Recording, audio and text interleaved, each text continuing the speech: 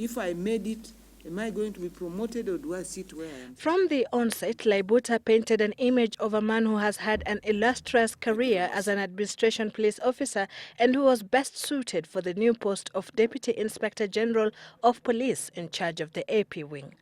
But the questions coming from the interviewing panel, as requested by members of the public, were too much for his comfort. The above candidate is corrupt, is immoral, and does not respect the new constitution and the police reforms. He is corrupt for making arrangements for his girlfriend and other loyal male officers in his department to have training allowances awarded to them. Those are just succession battles because they feel that I'm a very strong contendant for this post of DIG, of which I've demonstrated here in front of you. Another question read out was from a serving administration police woman of a junior rank. On his immorality, the candidate orders lady officers to duties in his house, such as washing his clothes, and even those that are under, and the failure to comply leads to a transfer. I have got an employee who works for me in my house because my family stays at up country. My wife is a teacher up country. My children are grown-ups. They are working in Nairobi. And therefore, I've got someone I've employed in my house who does all the work for me. And therefore, there's nobody, no AP goes to wash my clothes in my house.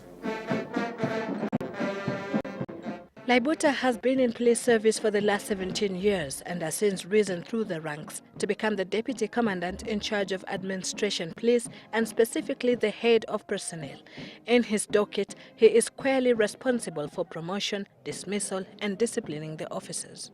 Under his jurisdiction, an officer can be promoted twice within a span of 3 months, e.g. from a corporal to sergeant, from sergeant to senior sergeant. Under his jurisdiction, promotions seem to favor one region, Mount Kenya, and its environs. I forgot to mention that I'm the integrity assurance officer of the department, and I've earned this position from 2004 to date. Laibuta, however, insisted the character painted was strange to him. But all the same, added that he was glad to know how the officers under him and the public in general viewed him as he seeks to serve them as the Deputy Inspector General in charge of the Administration Police. Then came Samuel Mongera Arachi, who is currently the Acting Administration Police Commandant, and just as Laibuta, serving officers requested the panel to put him on the spot over injustices meted on them by the management.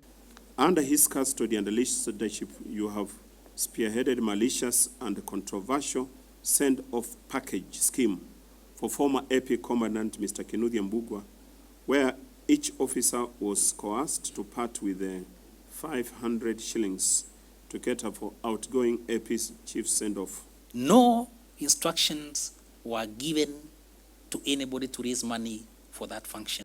And why does he think he should be selected ahead of the other 8 applicants for the position of Deputy Inspector General? Time for changing the way we've been doing things is now. We must do things differently to get better results. That's my promise to Kenyans. If given that opportunity, I'll be there to serve them, be a servant, and lead by example. Others who faced the interview panel are Deputy Commandant in charge of Planning, Research and Training, Fred Mwimbithi, and Deputy CID Director, Gideon Mwoki Kimilu. Sylvia Chebet, Citizen Weekend.